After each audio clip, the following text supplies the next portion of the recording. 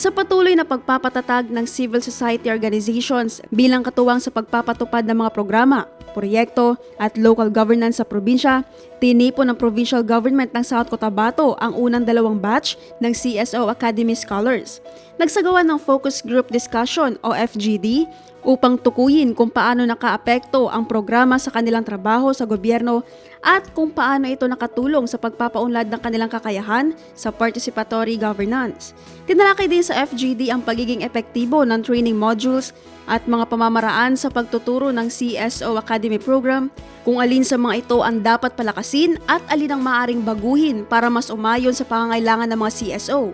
Ang South Cotabato ang nagsisilbing pilot province ng programa na nagbibigay ng structured learning, mentorship at partnerships kasama ang mga eksperto mula sa pamahalaan at pribadong sektor.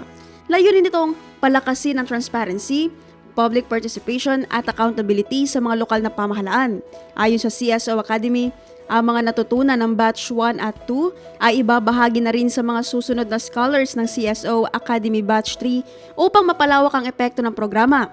Inaasahan na ang mga pag-uusap at input mula sa FGD ay magiging mahalagang batayan para sa mas epektibong pagpapaunlad ng programa at mas matatag na civil society participation sa lalawigan. Sa kasalukuyan, umabot na sa 41 ang CSO Academy Scholars ng probinsya.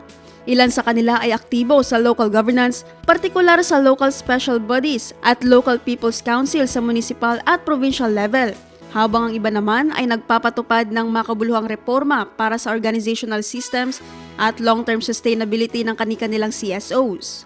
Naphtali Velarde, iMinds, Philippines.